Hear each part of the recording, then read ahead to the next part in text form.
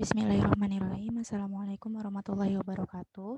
Pada video kali ini Miss akan menjelaskan tentang reaksi benzena, ya, terutama tentang turunan-turunan dari reaksi benzena. Yang pertama ada reaksi halogenasi, yaitu adalah reaksi substitusi atom H dengan atom halogen.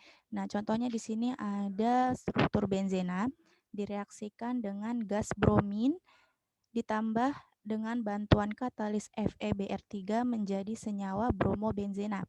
Ya, perhatikan di sini polanya nih. Br-nya ini akan menyerang menyerang satu H dari benzena sehingga nanti gugusnya akan digantikan dengan Br. Ya, substitusi atom H dengan atom halogen. Jadi halogen itu bentuknya banyak ya, bukan hanya Br saja. Kalian bisa lihat golongan 7A di tabel periodik. Ada fluor, klorin, bromin, dan iodin ya. Ini bisa digantikan dengan senyawa-senyawa halogen atau senyawa-senyawa pada golongan 7A. Senyawa ini namanya menjadi bromobenzena dan juga menghasilkan HBr atau asam bromida. Reaksi yang kedua yaitu adalah reaksi nitrasi. Nitrasi adalah substitusi atom H dengan gugus nitro, sama seperti sebelumnya ya. Di sini benzena direaksikan dengan asam nitrat ditambah dengan katalis asam sulfat atau H2SO4 menghasilkan nitro benzena. Di sini nitro dari HNO3 ini akan menyerang salah satu H dari atom benzena sehingga membentuk senyawa nitrobenzena. Ya, benzena yang terikat dengan NO2 namanya adalah nitrobenzena dan akan menghasilkan uap air. Kemudian reaksi yang ketiga adalah reaksi sulfonasi, yaitu adalah substitusi atom H dengan gugus sulfonat. Gugus sulfonat adalah SO3H. Nah, di sini terdapat dua cara. Yang pertama itu adalah benzena ini akan direaksikan dengan H2SO4, kemudian dimasukkan atau ditambah dengan suhu pemanasan sekitar 40 derajat. Nah, di sini nanti baru bisa mendapatkan senyawa asam benzenal sulfonat ya, ditambah dengan uap air. Nah, cara yang kedua ini ada cara yang lebih mudah, yaitu adalah dengan mereaksikan benzena dengan asam sulfat beruap atau asam sulfat berasap. Apa itu asam sulfat berasap? Yaitu adalah 7% campuran dari SO3 dengan H2SO4. Jadi nanti asam sulfat ini jika direaksikan dengan SO3 akan menghasilkan suatu senyawa baru yang bersifat panas. Jadi kita tidak perlu memerlukan pemanasan lagi ya, seperti pada reaksi yang pertama. Jadi campuran dari zat kedua ini sudah menghasilkan panas. Sehingga saat benzena dicampurkan dengan asam sulfat beruap atau asam sulfat berasap, langsung bisa menghasilkan asam benzena sulfonat. Ya, benzena terikat dengan gugus sulfonat namanya adalah asam benzena sulfonat.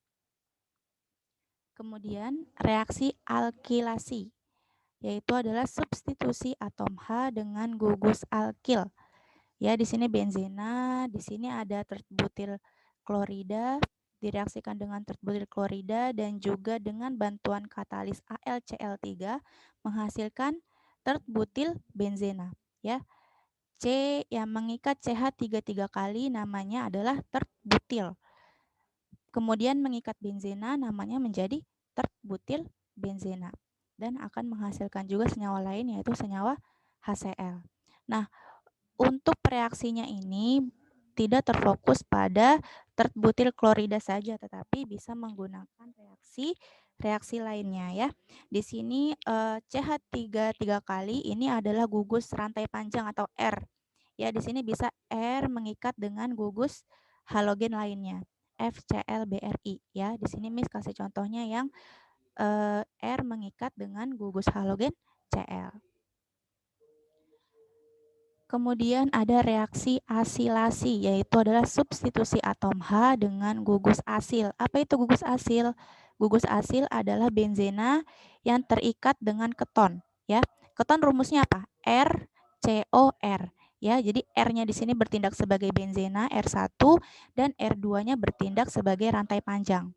Oke, di sini saat benzena direaksikan dengan CH3COCl atau metil klorida ditambah dengan bantuan AlCl3 akan menghasilkan asetofenon atau metil metil fenil keton. Fenil apa kemarin itu adalah benzena yang mengikat satu rantai fenil.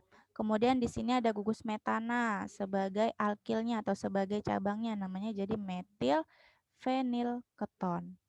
Ditambah juga dengan gugus atau reaksi senyawa lain adalah HCl. Kemudian yang terakhir ini adalah reaksi adisi pada benzena. Nah, jadi sebenarnya keempat reaksi sebelumnya itu lebih mudah kita lakukan gitu ya untuk menghasilkan senyawa turunan benzena. Karena senyawa benzena ini kan termasuk ke dalam senyawa yang mempunyai 3 ikatan rangkap ya. Nah, jadi senyawa benzena ini itu lebih mudah mengalami substitusi daripada reaksi adisi. Nah, jadi pada reaksi adisi ini untuk menghasilkan suatu senyawa baru harus membutuhkan tekanan dan temperatur yang tinggi dan juga dibantu dengan katalis lainnya. Di sini ada contoh katalisnya nih, ada Ni, Pt, Rh, dan Ru ya. Jadi benzena direaksikan dengan gas hidrogen, kemudian menggunakan tekanan dan temperatur yang tinggi ditambah dengan katalis ini akan menghasilkan sikloheksana. Nah, sikloheksana di sini adalah rantai tertutup segi 6 ya. Kenapa adisi? Adisi adalah reaksi pemutusan ikatan rangkap. Awalnya benzena di sini mempunyai 3 ikatan rangkap. Setelah mengalami reaksi adisi, ikatan rangkapnya akan lepas gitu ya untuk membentuk ikatan tunggal. Menjadi bentuk sikloheksana. Siklo itu artinya adalah rantai tertutup dan heksana itu artinya mempunyai C6. Jadi namanya adalah sikloheksana. Ya, berikut penjelasan atau video yang dapat kami sampaikan. Selebihnya bisa kalian pahami. Wabillahi taufiq wal hidayah. Wassalamualaikum warahmatullahi wabarakatuh.